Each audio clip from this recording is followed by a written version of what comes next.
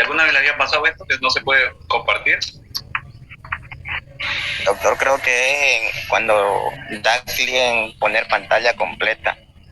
Eso le pasa por poner pantalla completa, creo.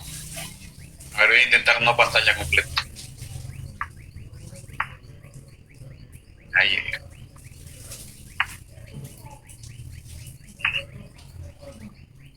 Está compartiendo. Compartir pantalla.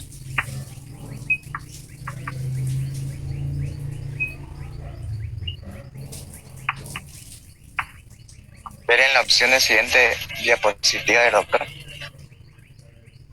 ¿Ahí ven? Sí, doctor, pero no sale completa. Sí se ve ahí. Espera un ratito, la ampliar un poquito más. Ahora sí se ve. Sí, doctor. Ahora sí, doctor. Comparte, ¿no? Sí, está bien. Ahí. A ver, vamos a ver. Vamos a ver cómo nos va. Bueno, le estaba hablando de la obstrucción intestinal.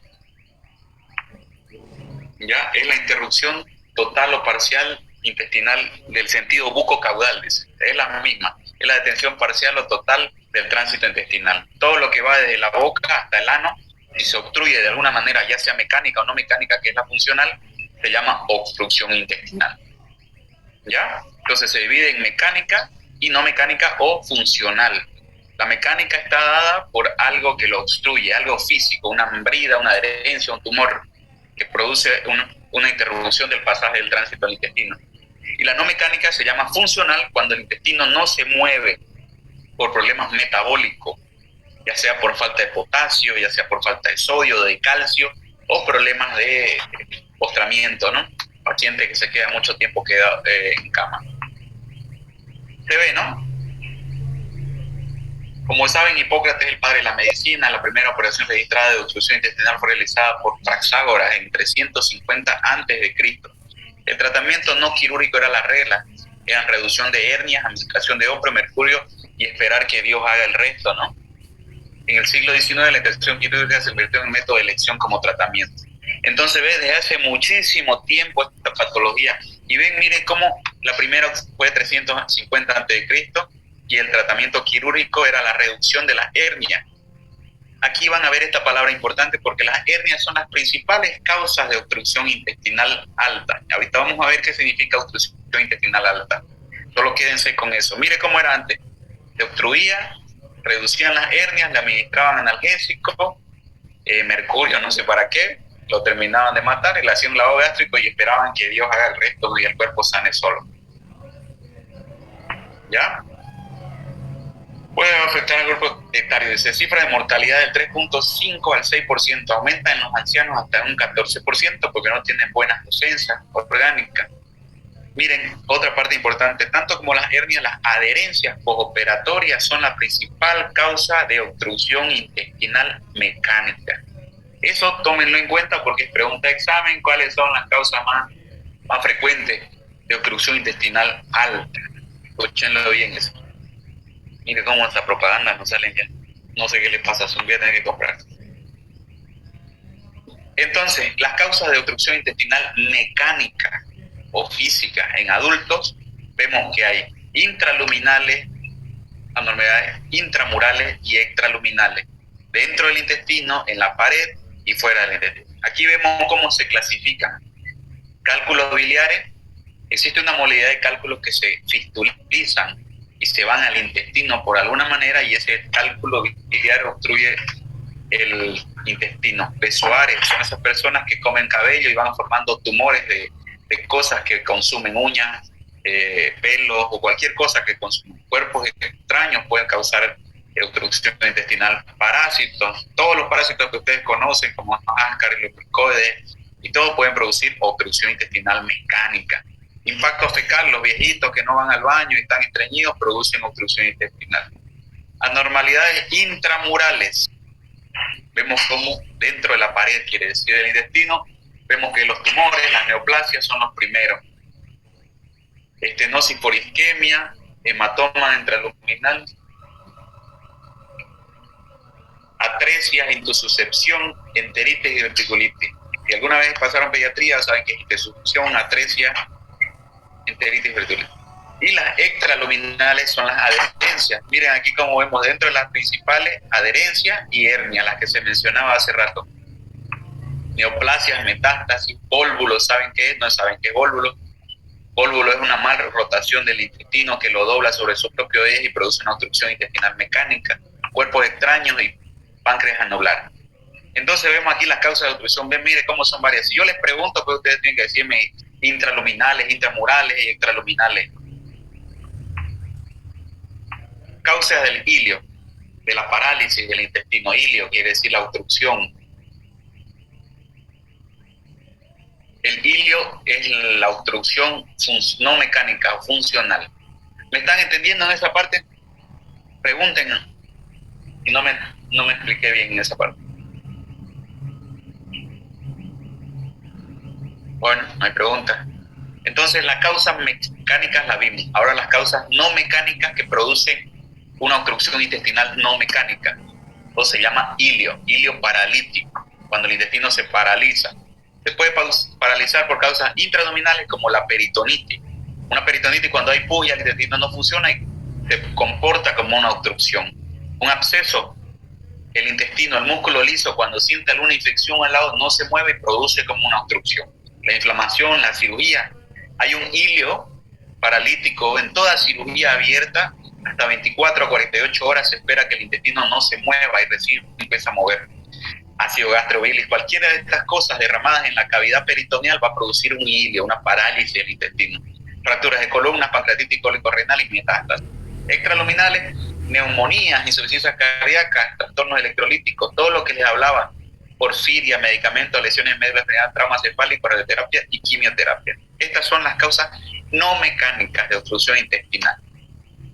La fisiopatología, esta sí intestinal. Ustedes saben que el intestino desde la boca hasta que pasa la boca producimos casi 1000 ml de saliva, producimos 1000 ml de bilis, jugos gástricos, 200, 300. Imagínense la cantidad de líquido que pasa por el intestino diario, 24 horas. Entonces hay en su fisiopatología, cualquier cosa que obstruya va a haber una éstasis intestinal, va a provocar una distensión de ese intestino, esto va a provocar el dolor, incrementando el peristaltismo. Ahí es donde van a sentir los dolores tipo cólico. En las obstrucciones intestinales el dolor es cólico, es cíclico, viene, se contrae y luego se va. Aumenta la presión intraluminal, sigue aumentando, aumenta la secreción intestinal. Mire, aparte de todo el líquido, va a aumentar secreción intestinal por el proceso inflamatorio. Le va a disminuir la capacidad de absorción. El intestino tiene una capacidad absortiva y esa capacidad va a ser disminuida por este proceso inflamatorio, por el aumento de la presión y todo. Va a haber mayor distensión si sigue la obstrucción, si sigue trancado, va a haber mayor distensión, va a haber una peristalsis de lucha, ya los ruidos no van a estar aumentados, ya van a ser mucho más exagerados, que se llaman ruidos metálicos, ya cuando pelea mucho el intestino suena como si pelearan.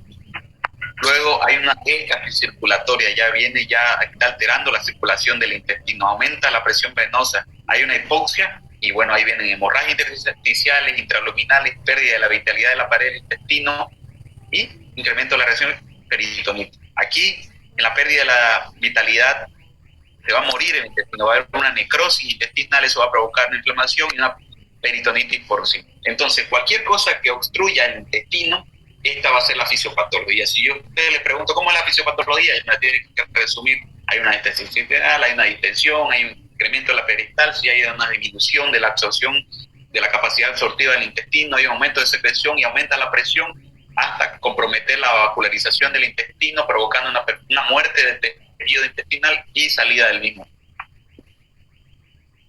Entonces la clasificación, como le dije, de origen, mecánica, no mecánica o funcional.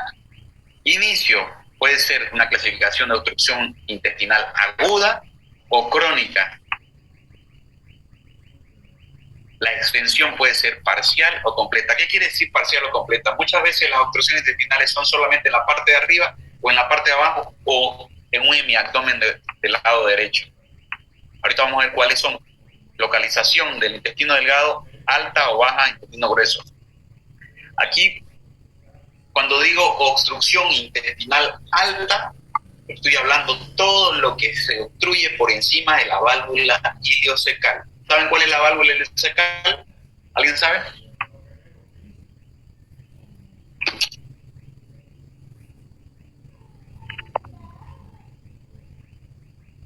¿Alguien sabe cuál es la válvula iliocecal? ¿Dónde está? Entre el intestino El ilio con el ciego. El ilio con el ciego. Ahí donde se une el intestino delgado con el grueso, hay una válvula. Entonces, toda obstrucción por encima de la válvula iliocecal, o sea, estamos hablando ilio, yeyuno, duodeno, estómago, esófago, todo lo que se obstruye por arriba de eso se llama obstrucción intestinal alta. Y tiene ciertas características clínicas, radiológicas, vamos a ver, y todo lo que es por debajo, que es colon prácticamente, colon ciego, colon ascendente, transverso, descendente, sigmoide, recto, todo lo que sea por debajo se llama obstrucción intestinal baja y tiene sus propias características radiológicas y clínicas. Por eso la importancia de esta parte. Aquí mire, dice intestino delgado, alto, bajo, intestino grueso. Ya les di yo la clasificación. Tienen que buscar, a veces en las diapositivas no está todo, así que no estudien solo de aquí. Efectos sobre el intestino, simple, estrangulado, en asa cerrada. Eso va a comprometer de acuerdo al tiempo de evolución. Todas las obstrucciones intestinales van a cursar principalmente, como cualquier patología abdominal, con un dolor. Y el dolor tiene que ser dolor tipo cólico. Como está obstruido, todo ese gas, todo ese líquido que no pasa va a producir una distensión abdominal. Segunda característica importante en una obstrucción intestinal, ausencia de canalización de gases. No hay gases ni heces. Entonces, cuando usted ve a un paciente y se sospecha, lo primero que piensa, obstrucción intestinal, doctor, estoy hinchado de la barriga, me duele mucho y no puedo botar gases. Son características importantes. Si no tienen esas características, uno no puede hablar de obstrucción intestinal. Que está peyendo, no está distendido, solo le duele la barriga. Entonces, distensión abdominal, ausencia de eliminación de gases y heces. Tercera característica importante que viene después de que pasó todo esto, viene el vómito. El vómito es un mecanismo del cuerpo de descarga. Ese intestino está tan lleno que necesita vaciarse, no puede vaciarse para abajo, entonces recurre a la parte del vómito que es por arriba. Y alteraciones de hábitos intestinales que son las heces. Entonces, las características de un, ya sea alta, baja, sea estrangulada, sea de cualquier característica, tiene que tener distensión abdominal, ausencia de eliminación de gases, heces y vómito.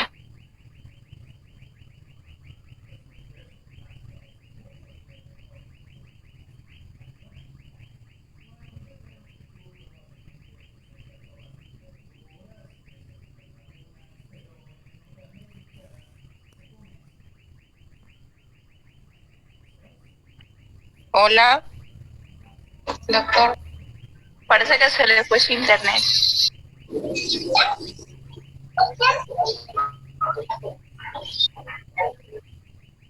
¿Qué hago? Bájate allá.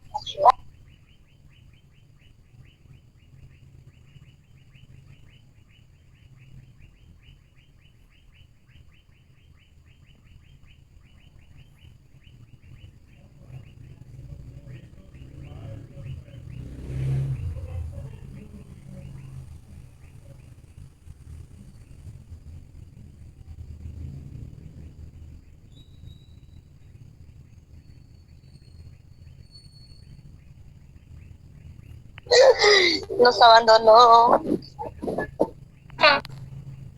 Esa Victoria.